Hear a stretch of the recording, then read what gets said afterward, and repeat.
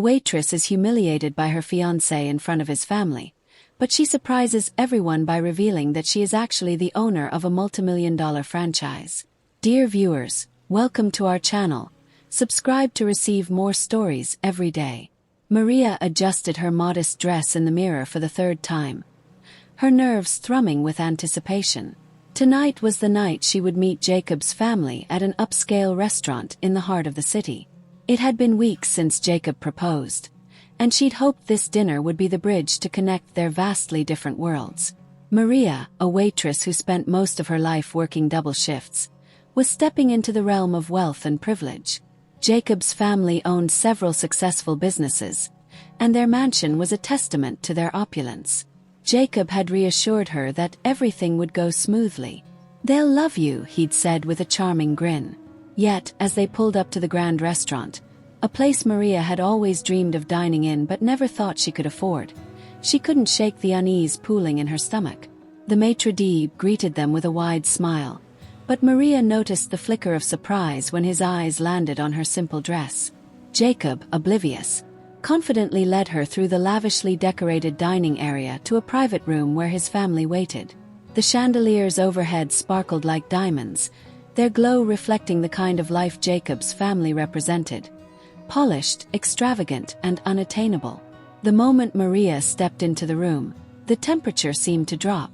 Jacob's parents, Robert and Eleanor, sat at the head of the long table, flanked by his siblings, Marcus and Olivia. All eyes turned to Maria, their scrutinizing gazes heavy with judgment. "You must be Maria," Eleanor said, her tone sweet but laced with condescension. "Jacob has told us so much about you." Maria forced a smile, taking her seat beside Jacob. "It's a pleasure to meet you all." Dinner began with casual conversation, but the atmosphere grew colder with each passing course. Eleanor's polite facade cracked when she asked Maria about her job. "So, Maria," Eleanor began, swirling her wineglass with practiced elegance, "Jacob mentioned you work in hospitality." Maria swallowed hard. "Yes, I'm a waitress." The silence that followed was deafening. Olivia stifled a laugh, and Marcus raised an eyebrow in mock surprise. Robert, ever the businessman, leaned forward, his voice dripping with skepticism. "A waitress. Interesting choice of career. And what exactly are your aspirations, Maria?" Maria hesitated. "I've always dreamed of building something of my own. Maybe one day owning a business." Eleanor's lips curved into a tight smile. "Ambitious, isn't she?" she said, directing her comment to Jacob, who chuckled awkwardly. Maria glanced at him, hoping for support, but Jacob avoided her gaze. The conversation continued, with subtle jabs at her expense, each one cutting deeper than the last. By the time dessert was served, Maria felt like she was suffocating. "Maria," Robert said suddenly, leaning back in his chair, "forgive me for being blunt, but do you really think you're equipped to handle the responsibilities of being part of our family? Jacob has big shoes to fill, and we need someone who can match his ambition." Maria opened her mouth to respond, but Jacob interrupted, his tone dismissive. "Dad, Maria's not really into business. She's more grounded." The word felt like a slap. Grounded. Was that how he saw her? Someone incapable of soaring to greater heights. Eleanor seized the moment. "Jacob's right," she said with a smirk. "Maria's simplicity is charming, but our family requires a certain level of sophistication." Maria clenched her fists under the table, fighting back tears. She had worked tirelessly her entire life, dreaming of a future where she could prove herself, not to them but to herself. And now, the man she loved had joined his family in belittling her. The final blow came when Olivia, her voice dripping with faux curiosity, asked, "Maria, do you even know how to use a stock portfolio?" Laughter erupted around the table, and Jacob didn't stop it. Instead, he joined in, shaking his head as if amused by the absurdity of the question. That was it. Maria stood, her chair scraping loudly against the floor, silencing the room. "Thank you for dinner," she said, her voice trembling but firm. "It's been enlightening." She turned to leave, but Robert's voice stopped her. "Maria, wait." His tone was sharper now, commanding. "You need to understand that this isn't personal. Jacob deserves someone who can match his world. And it's clear you're not ready for that." Maria faced him, her gaze steady despite the storm brewing within her. "You're right," she said. "Jacob does deserve someone who matches his world. And I deserve someone who respects mine." With that, she walked out, leaving Jacob and his family stunned into silence. Maria's footsteps echoed against the marble floor as she left the restaurant. Her heart pounded, not from the humiliation she'd endured, but from the surge of determination swelling within her. She had always known Jacob's family might be difficult, but she never expected him to betray her with his silence and laughter. That night marked the end of their relationship, and the beginning of something much greater. The following days were a whirlwind of emotions.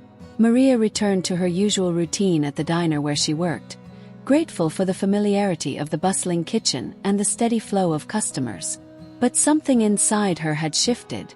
The condescending words of Jacob's family lingered in her mind, not as wounds but as fuel. Maria didn't need their approval. She had her own plans, ones she had kept close to her chest, even from Jacob. For years, Maria had been quietly working on a project inspired by her late grandmother, who had taught her everything about cooking and the importance of perseverance. Using her grandmother's cherished recipes, Maria had started a small food delivery service out of her apartment.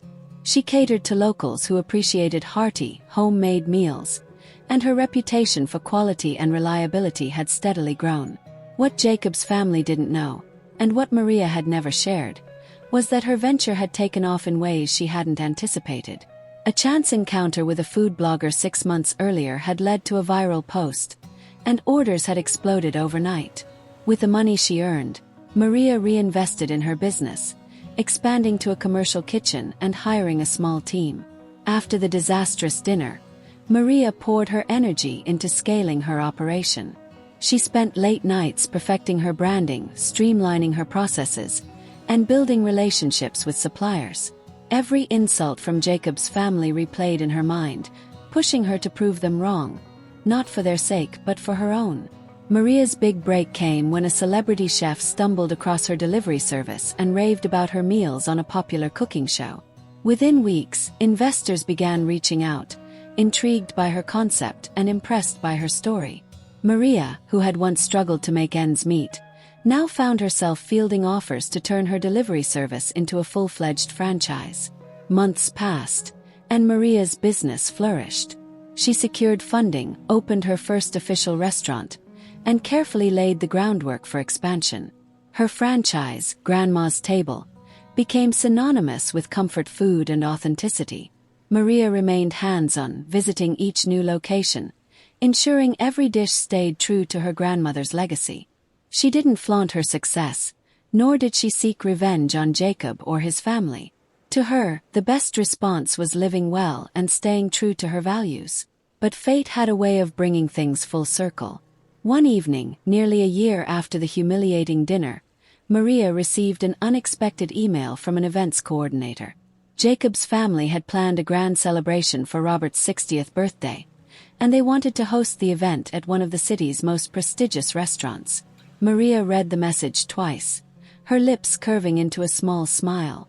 The restaurant they'd chosen wasn't just prestigious, it was one of hers. A new flagship location of Grandma's Table had recently opened in the heart of the city, complete with a luxurious private dining room designed for high-profile events. She hesitated for only a moment before responding. "We'd be honored to host your event. I'll personally ensure everything meets your expectations." The night of the event, Maria arrived early, dressed in a sleek black dress that exuded confidence. The restaurant staff, now accustomed to her meticulous attention to detail, greeted her warmly as she made her rounds. The private dining room had been decorated to perfection, with elegant floral arrangements and soft lighting creating an inviting atmosphere.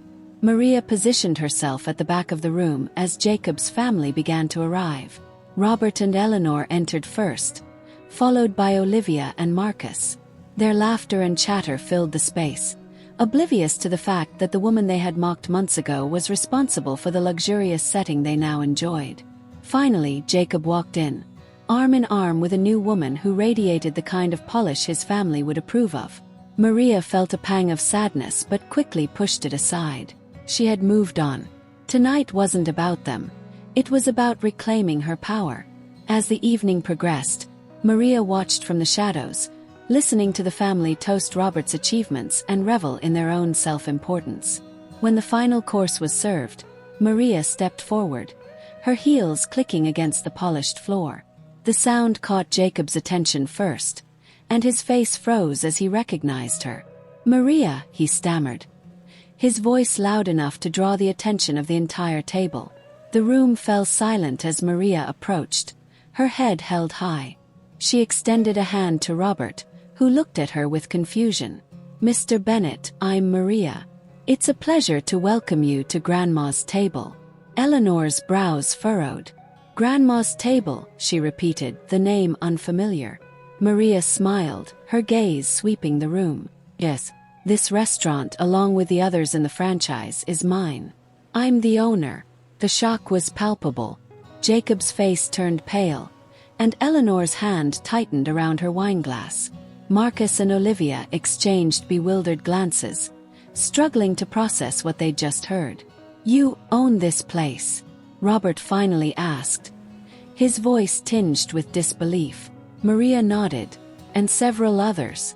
"Thank you for choosing us to host your event.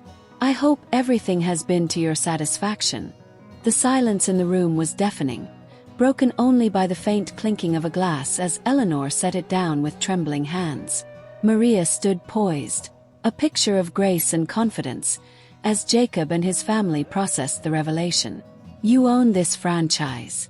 Robert finally asked, his voice low and disbelieving. "That's correct," Maria replied with a calm smile. "I started this business from scratch. It began as a small food delivery service, but thanks to some hard work and a bit of luck, it's grown into what you see today." Eleanor's eyes narrowed, searching Maria's face for any hint of deceit.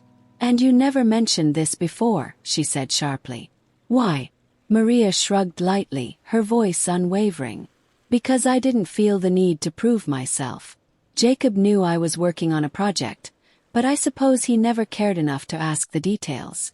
And as for that dinner months ago," she trailed off, her eyes locking with Jacob's. "Well, let's just say it taught me who truly believed in me." Jacob's mouth opened, then closed, his usual smug confidence replaced by a mixture of confusion and regret. "Maria," he began hesitantly, "I didn't know. I had no idea." Maria raised a hand, cutting him off. "No, you didn't. And that's the point, Jacob. You and your family were so quick to judge me based on where I was at the time, without ever considering where I could go. But I'm not here to argue or rehash the past. Tonight is about your father's celebration, and I hope you enjoy the rest of the evening." The dignity in her tone only deepened the humiliation Jacob and his family felt. Olivia, always quick with a quip, tried to regain control of the moment. "Well, isn't this a Cinderella story?" she said with a forced laugh. "From waitress to business mogul. You must be quite lucky." Maria turned her gaze to Olivia, her smile unwavering. "Luck played a part, but so did years of hard work, sleepless nights, and believing in myself when no one else did. You might call it luck. I call it perseverance." Robert leaned back in his chair, his expression thoughtful. "Your franchise is impressive," he admitted begrudgingly. "I've heard the name Grandma's Table mentioned in business circles. It seems you've done well for yourself." "Thank you," Maria said, inclining her head slightly. "Though I must say, success tastes even sweeter when it's earned." Jacob's discomfort was evident. He shifted in his seat, avoiding Maria's gaze. "Maria," he said softly, "I'm sorry for what happened. I was wrong to." Maria interrupted with a polite yet firm tone. "You were. But I've moved on, Jacob. That night may have been humiliating, but it also reminded me of my own worth. And for that I'm grateful." Her words hung in the air, heavy with finality. Eleanor's face hardened, clearly displeased with how the evening had turned, but she said nothing. Olivia and Marcus avoided eye contact, their earlier mockery now an embarrassing memory. The staff began clearing plates, and Maria signaled for a server to bring in the final touch, a custom cake decorated with the grandma's table logo. As the cake was placed before Robert, he glanced at Maria, his earlier arrogance replaced with grudging respect. "You've built something remarkable," he said quietly. Maria smiled warmly. "Thank you. I hope you enjoy it." With that, she excused herself, leaving the family to their fractured celebration. As she walked through the restaurant, the staff she had handpicked nodded to her with admiration. She stepped outside, the cool evening air washing over her, and took a deep breath. Maria thought back to the girl she had been, a waitress balancing trays and dreams in equal measure. The road to this moment hadn't been easy, but every obstacle had shaped her into the woman she was now. She hadn't just survived, she had thrived. Epilogue. A lesson learned. Weeks after the event, Jacob's family found themselves frequenting restaurants owned by Grandma's table, their patronage a quiet acknowledgement of Maria's success. The story of the humiliated waitress turned mogul began circulating in their social circles, serving as a cautionary tale about underestimating others. Maria, meanwhile, continued expanding her franchise, her name becoming synonymous with resilience and ambition. She had no interest in revenge or validation from those who once doubted her. Her success was all the vindication she needed. Standing in her newest restaurant during its grand opening, Maria gazed at the bustling dining room, filled with people from all walks of life. A server passed by, balancing a tray with practiced ease, and Maria smiled, seeing a reflection of her younger self. "Excuse me, Miss Maria," a young woman said, approaching her nervously. "I just wanted to say thank you. Working here has changed my life." Maria placed a reassuring hand on her shoulder. "The only limits are the ones we set for ourselves," she said. "Keep pushing forward and you'll go far." As the woman nodded and walked away, Maria turned back to the crowd, her heart full. She had built more than a business. She had built a legacy. And it all started the night she walked out of a room filled with laughter, determined to make the world see her worth. Dear viewers, thank you for watching. If you like this story, please subscribe to our channel to receive more stories every day. Share with us what you think of this story.